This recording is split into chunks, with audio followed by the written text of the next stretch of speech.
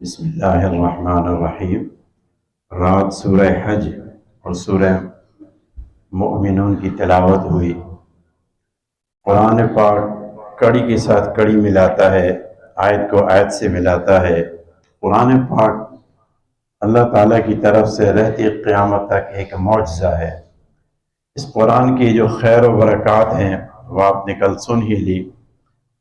ہم قرآن پاک کی عظمت اور اس کے حقائق، اس کا ماضی، اس کا حال، اس کا مستقبل، اللہ نے اس قرآن کے اندر سب کچھ واضح کر دیا، چاہے وہ دنیا ہو چاہے آخرت ہو۔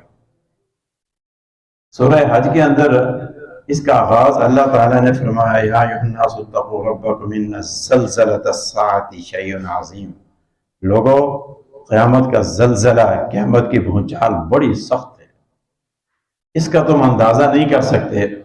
2008 میں جب کشمیر اور ہزارہ میں زلزلہ آیا تو یعنی جو اس کی شدت تھی وہ 7.6 بتاتے ہیں، تو ہم نے سوچا قیامت ہے، تو قیامت ہوگی تو اس کا تو منظر ہی کچھ اور ہوگا۔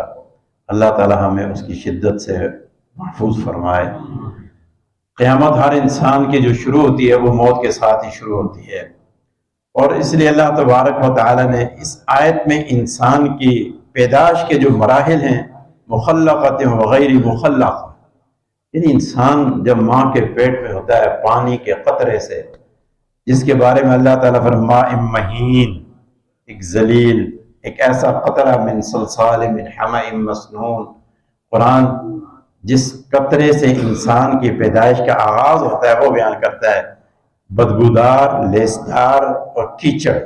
جہاں پانی کھڑا ہو جائے، کھڑا ہونے کے بعد پانی کیا ہوتا ہے؟ بدبودار بھی ہو جاتا ہے، گندا بھی ہو جاتا ہے، نفرت انگیز بھی ہوتا ہے۔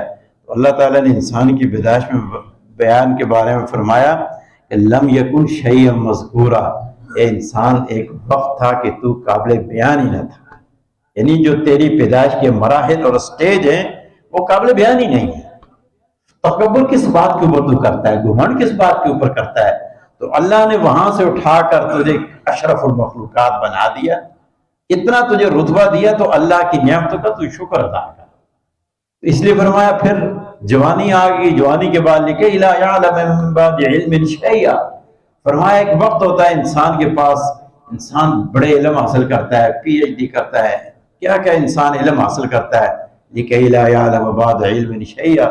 ایک وہ وقت آتا ہے 80-70 سال کا، بوڑھا ہوتا ہے انسان، سب کچھ بھلا دیتا ہے، آگے کی پیچھے، پیچھے کا آگے کر دیتا ہے، ان کو پتہ ہی نہیں میں کیا کہہ رہا ہوں۔ لِكَيْ لَا يَعْلَمَ بَعْدَ عِلْمٍ شَيْئًا، علم کے بعد اسے لا علم ہو جاتا ہے۔ یہ بھی اللہ تعالیٰ کی، ہم نے کئی محدثین کے بارے میں جب ہم تاریخ کو اٹھا کر پڑھتے ہیں، بڑے بڑے محدثین ائمہ کرام، جب انہیں آخری عمر کا سٹیج ملتا تو ان کو بھی ظہور ہو جاتا تھا، بھول جاتے تھے پہلے کیا کہا اب کیا کہا۔ یہ اللہ تعالیٰ کی قدرت کی نشانی ہے، دنیا میں اللہ تعالیٰ انسان کو دکھا دیتے ہیں۔ پھر آگے فرمایا وَأَنَّ السَّاعَةَ آتِيَةٌ لَا رَيْبَ فِيهَا وَأَنَّ اللَّهَ يَبْعَثُ مَنْ فِي الْقُبُورِ۔ فرمایا لوگوں قیامت کے بارے میں شک نہ کرنا، ان الساعۃ آتیۃ، آنے والی ہے، بالکل تیار کھڑی ہے۔ انسان کی قیامت تو جیسے ہی موت آئی قیامت کا آغاز ہو گیا۔ وَأَنَّ اللَّهَ يَبْعَثُ مَنْ فِي الْقُبُورِ، اللہ تمہیں قبروں میں سے اٹھائیں گے۔ لمبی احادیث مبارکہ ہیں۔ فرمایا جب دوبارہ سور میں پھونکا جائے گا تو اللہ تبارک و تعالیٰ کے حکم سے یہ زمین تمام مردوں کو اپنے اندر سے نکال دے گی، اس طرح اٹھ کھڑے ہوں گے جس طرح موسم برسات میں بارش برستی ہے، تو بارش برستی ہے تو ہر قسم کی جڑی بوٹی زمین سے اوپر آ جاتی ہے۔ سور میں پھونکا جائے گا، سارے انسان باہر، عالم ارواح سے اللہ تعالیٰ کی طرف سے روحوں کو حکم ہوگا، ہر روح، میری روح میرے جسم میں، ہر یعنی جو روح ہمارے جسموں میں آج موجود ہے وہ عالم ارواح میں ہوگی، اللہ تعالیٰ ان کو چھوڑ دیں گے، ہر روح انسان کے جسم میں واپس آئے گی اور حساب و کتاب کے لیے میدان سج جائے گا۔ سورہ حج اس کا نام رکھا گیا ہے۔ اب اس میں دیکھیں کتنا اللہ تعالیٰ نے ہر صورت کے اندر، اگر انسان غور و فکر کرے، قیامت کے مراحل اور حج کا مرحلہ اگر آپ دیکھیں، بیلنس اس میں بڑا عجیب سا ہے کہ جب انسان حج پر جاتا ہے، اللہ تعالیٰ سب کو اس کی توفیق عطا فرمائے۔ اکثر احباب نے کیا ہوگا تو میدان عرفات میں جب جاتے ہیں ایک لباس، سفید لباس ہوتا ہے، سر ننگا، پاؤں جو ہے ان کے اوپر وہ جوتا پہنا جاتا ہے جس کے اوپر کا حصہ پاؤں کا وہ ننگا، سر بھی ننگا، پاؤں بھی ننگے، یوں سمجھ لیں۔ ایک کی چادر سفید چادر ہے، اور کسی کو سلے ہوئے کپڑے پہننے کی اجازت نہیں۔ اور دن قیامت کے جو میدان محشر ہوگا وہاں پر سارے ننگے ہوں گے، وہاں پر سارے ننگے ہوں گے، سروں ننگے، پاؤں ننگے، جسموں ننگے۔ حضرت عائشہ رضی اللہ عنہا کہنے لگی اللہ کے نبی شرم و حیا بھی ہوتی ہے، وہاں پر کوئی کسی کو دیکھے گا نہیں؟ تو آپ صلی اللہ علیہ وسلم نے فرمایا عائشہ معاملہ اتنا سخت ہوگا کہ کسی کو پتہ ہی نہیں ہوگا میرے ساتھ حال کیا ہے، معاملہ بڑا سخت ہوگا وہاں پر۔ تو اس لیے فرمایا کہ یہ حج کے جو احکامات ہیں اس صورت کے اندر قیامت کے حالات اور حج کے حالات اور کیا میدان عرب سب ایک ہی بولی ہوتی ہے، لبیک اللہم لبیک۔ میدان محشر میں بھی ہوگا رب نفسی رب نفسی، اللہ مجھے بچا لے، اللہ بچا لے۔ یہاں پر حج کے موقع پر دعائیں ہوتی ہیں توبہ اور استغفار کے لیے، وہاں پر کیا ہوگا؟ وہاں پر بھی اللہ آج مجھے بچا لے۔ وہاں پر نہ ماں باپ کی فکر ہوگی، نہ بیوی بچوں کی فکر ہوگی، نہ عزیز و اقارب، نہ خاندان کی فکر ہوگی۔ یفر المرء من اخیہ وامہ وابیہ وصاحبتہ وبنیہ لکل امرئ منہم یومئذ شأن یغنیہ وجوہ یومئذ مسفرہ۔ ہر انسان افراتفری کے، ہر انسان اپنے اپنے جو ہے یغنی، اپنی مشکل میں، اپنی پریشانی میں وہ پڑا ہوگا، اس کو کسی کی فکر نہیں ہوگی۔ بیوی سے بھاگ جائے گا، بچوں سے بھاگ جائے گا، خاندان، عزیز و اقارب۔ بلکہ سورہ معارج کے اندر اللہ تعالیٰ سے ریکویسٹ کرے گا اللہ میری بیوی کو، میرے بچوں کو، میرے خاندان کو، حتیٰ کہ ساری دنیا کو جہنم میں ڈال دے، ثم ینجی، مجھے نجات دے دے۔ بڑا سخت مراحل ہے میرے بھائیو۔ دنیا کی زندگی آج جیسے تیسے کی غریب غربت میں گزارتا ہے، کوئی بیماری میں گزارتا ہے، کوئی آسانی میں، کوئی تنگ دستی میں، جیسے تیسے حالات ہیں، دنیا سے بہرحال تو جانا ہی ہے۔ اسی لیے حدیث مبارکہ میں اللہ کے نبی صلی اللہ علیہ وسلم نے فرمایا دنیا میں سب سے زیادہ سہولت میں رہنے والا جسے کبھی کوئی سر میں بھی درد نہیں ہوا، کوئی دکھ، کوئی تکلیف، کوئی غم ہی نہیں آیا اس کو، اللہ تعالیٰ فرشتوں سے کہیں گے ذرا جاؤ اس کو جہنم کا ذرا نظارہ ہی کرا دو، دکھا دو، ڈالنا نہیں ابھی دکھا دو۔ اس کو جب دکھایا جائے گا تو وہ اس سے پوچھیں گے فرشتے کیا تو نے کبھی کوئی سکھ، کوئی آرام، کوئی راحت والی زندگی گزاری؟ وہ کہے گا ایک لمحہ بھی میں نے کبھی راحت اور آرام کی زندگی گزاری نہیں۔ اور ایک نیک انسان جو ساری دنیا میں مصیبتوں میں، پریشانیوں میں، بیماریوں میں، دکھوں میں، غموں میں الجھا رہا، ساری زندگی اس کی پریشانی میں گزری، اللہ تعالیٰ کی ذات رحم کرنے والی ذات ہے، اللہ فرمائیں گے میرے اس بندے کو ذرا جنت کا نظارہ ہی کرا دو۔ جب وہ جنت کا نظارہ فرشتے اس کو کرائیں گے اور اسے پوچھا جائے گا اب بتا کیا تو نے کبھی کوئی مصیبت، بیماری، کوئی دکھ کوئی دیکھا؟ وہ کہے گا میں نے کبھی کوئی بیماری دیکھی ہی نہیں، کوئی پریشانی میں نے دیکھی ہی نہیں ہے، صرف نظارے کے ساتھ ہی یہ حال ہوگا۔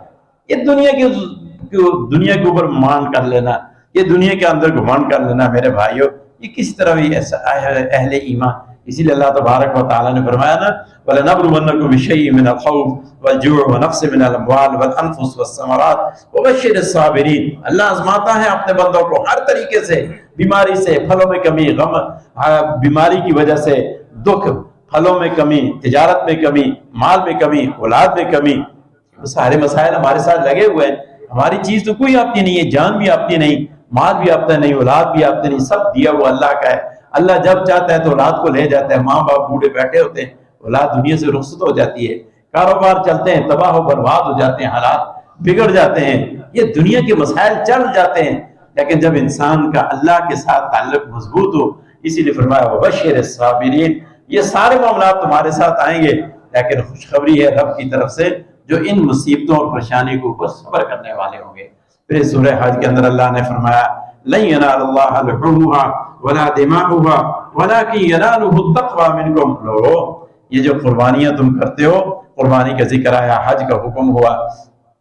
حج سن 9 ہجری میں میرے بھائیو، یہ فتح مکہ سن 8 ہجری میں اور سن 9 ہجری میں حج فرض ہوا۔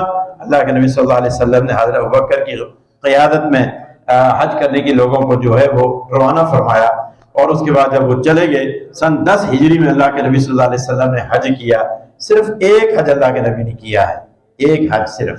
اسی لیے آج بھی حجاج کرام اللہ سب کو توفیق دے، جتنی بار جائیں اللہ تعالیٰ قبول فرمائے۔ زندگی میں کتنے کوئی امیر آدمی ارب پتی بھی ہونا، ایک ہی مرتبہ فرض ہے، بار بار نہیں ہے۔ اگر وہ کسی اور کو کرا دے تو اللہ تعالیٰ اس سے اس کے ڈبل اجر دیں گے۔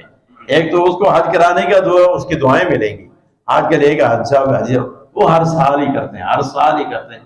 اللہ کے بندوں کسی غریب کو کرا دو، اس کی جو دعائیں اس کے دل سے نکلیں گی تو اللہ تعالیٰ پتہ نہیں تمہیں کتنا جو ہے وہ ثواب دے دیں۔ تو جب قربانی تم کرتے ہو، فرمایا اللہ کو ان کا گوشت بھی کون کھاتا، ہم خود ہی کھا جاتے ہیں، فرجوں میں بار بار کر رکھتے ہیں، آدھے بکرے ہم جو ہے نا وہ ہضم خود کر جاتے ہیں، خود ہی کھاتے ہیں، نہ اللہ کو قربانی کا گوشت جاتا ہے، نہ اللہ کو خون کا کوئی فائدہ۔ وَلَٰكِن يَنَالُهُ التَّقْوَىٰ، اللہ تمہارے دلوں کے تقویٰ کو دیکھتا ہے۔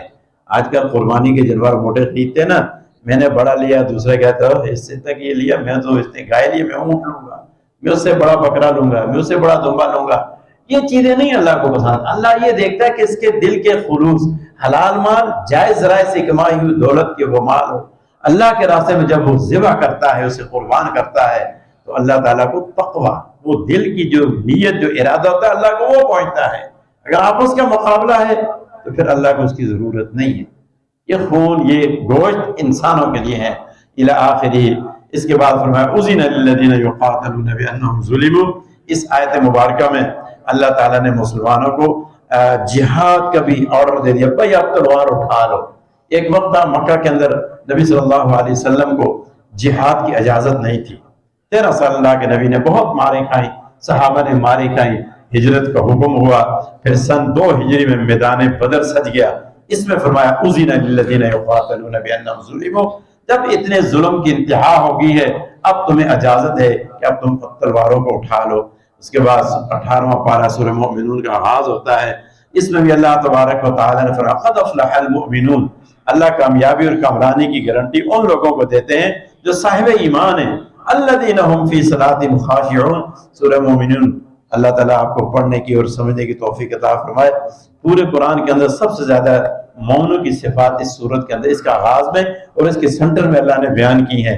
اگر وہ پڑھ لیں اور ان کو اختیار کر لیں، فرمایا صلاتہم خاشعون، جن نمازوں کے اندر خشوع خضوع۔ خشوع خضوع آجزی کا مطلب کیا ہوتا ہے کہ آپ نے ہاتھوں سے جو ہے نا بعض لوگوں کو ہوتا ہے، کوئی داڑھی صاف کر رہا ہوتا ہے، کوئی بال سنوار رہا ہوتا ہے، کوئی سلواریں ٹھیک کر رہا ہوتا ہے، کوئی بٹن باندھ رہا ہوتا ہے، کوئی نیچے کوئی اوپر کر رہا ہوتا ہے۔ یہ حرکتیں نمازوں میں نہیں ہونی چاہیے، یہ منع ہے، یہ نماز کے خشوع اور خضوع کے خلاف ہے۔ یہ خشوع و خضوع دل کا ہے کہ انسان جب نماز کے لیے کھڑا ہو تو اپنے کاروبار، گھریلو معاملات، دیگر پریشانیوں کو لے کر نہ کھڑا ہو، وہ دل کی سے آپ نے رب کی طرف متوجہ ہو، اس دیکھے میں کس کے سامنے کھڑا ہوں، میں کس سے کلام کر رہا ہوں، میں کس سے کہہ رہا ہوں ایاک نعبد و ایاک نستعین اہدنا الصراط المستقیم۔ ہماری توجہ دکان کی طرف ہو، ہماری توجہ گھر میں ہو، ہماری توجہ کسی اور طرف ہوتی ہے، اللہ تعالیٰ معاف کرے، ایسے ایسے وسوسے آتے ہیں، لیکن انسان کوشش کرے کہ اپنے دل سے، اپنے اعضاء سے جو ہے وہ اپنے رب کی طرف متوجہ ہو۔ یہ خاشعون کا معنی ہے۔ والذین هم عن اللغو معرضون، جو صاحب ایمان لوگ ہوتے ہیں وہ لغو باتیں، بہودہ باتیں، فضول کلام، فضول مجلسیں، فضول محفلیں، ان سے اجتناب کرتے ہیں۔ ابھی جس طرح میں نے سورہ مدثر کی آیات پڑھی کہ اللہ تعالیٰ جہنمیوں سے، جنتی جہنمیوں سے پوچھیں گے ما سلککم فی سقر، بھائی جہنم میں کیسے آگے، بڑا گناہ بتاؤ، اتنا گناہ جس میں تمہاری اتنی گرفت ہوئی کہ جہنم میں آگے۔ پہلا دیکھیں قالوا لم نک من المصلین، بھائی سب سے بڑا گناہ تو ہمارے، ہم نماز نہیں پڑھتے تھے، مصلی نہیں تھے، نماز نہیں پڑھتے تھے، اذان ہوتی تھی سو جاتے تھے، نماز کے اندر خشوع خضوع عاجزی نہیں کرتے، پڑھتے ہی نہیں تھے، یا پڑھتے تو اس کا دھیان ہی نہیں کرتے۔ لم نک من المصلین، اور دوسرا وَكُنَّا نُطْعِمُ الْمِسْكِينَ وَكُنَّا نَخُوضُ مَعَ الْخَائِضِينَ، مسکینوں کو، غریبوں کو کھانا نہیں کھلاتے تھے، اور فضول لغو بیہودہ گفتگو میں، مجلسوں میں پڑ جایا کرتے تھے۔ یہ قرآن پاک 3 سورہ مدثر کا دوسرا رکوع آخری آیتیں ہیں، یہ 3 جہنمی جنتیوں کو جواب دیں گے کہ دنیا میں جو ہمارے سب سے بڑے قصور تھے وہ یہی تھے، جس کی وجہ سے آپ ہم جہنم میں بھگت رہے ہیں۔ آگے فرمایا والذین عن الصلاۃ خاشعون والذین عن الصلاۃ والذین عن اللغو معرضون والذین هم للزکاۃ فاعلون، وہ لوگ جو اپنے مال میں سے زکوٰۃ ادا کرتے ہیں، کیونکہ اسلام کی بنیاد 5 ارکان، اس میں زکوٰۃ بھی موجود ہے، تو وہ حق ہوتا ہے، وہ رائٹ ہوتا ہے غریبوں کا، مسکینوں کا، یتیموں کا، مدارس کا، اور اللہ کے راستے میں دینے کا۔ للزکاۃ والذین هم لفروجهم حافظون، فرمایا جو اپنی شرمگاہوں کی حفاظت کرتے ہیں، کیونکہ انسان کو گمراہ کرنے والی یہی آنکھیں اور شرمگاہ ہے۔ تو اللہ کے نبی صلی اللہ علیہ وسلم نے فرمایا مجھے 2 چیزوں کی ضمانت دے دو، میں تمہیں جنت کی ضمانت دیتا ہوں، ایک اپنی شرمگاہ کی اور دوسرا اپنی زبان کی۔ یہ وہ دو چیزیں ہیں جس سے انسان کی گمراہی جو ہے اس سے بڑھتی جاتی ہے۔ تو اور پھر آگے اللہ تبارک و تعالیٰ نے نمازوں کے بارے میں فرمایا یحافظون اولئک، فرمایا کہ یہ نمازوں کی حفاظت کرتے ہیں، اولئک هم الوارثون الذین یرثون الفردوس، اللہ نے ان متقی پرہیزگار لوگوں کو جن کے اندر یہ ایمان والی صفات پائی جاتی ہیں، اللہ نے ان کو جنت کا وارث بنا دیا۔ تو اللہ سے دعا ہے اللہ تعالیٰ وہ جو صفات ہیں جو مومنوں کی وہ ہم سب کے دلوں کے اندر پیدا کر دے۔ اللہ ہماری قیامت کو اور مشکل مرنے کے بعد کے معاملات کو آسان کر دے، آمین برحمتک یا رحیم۔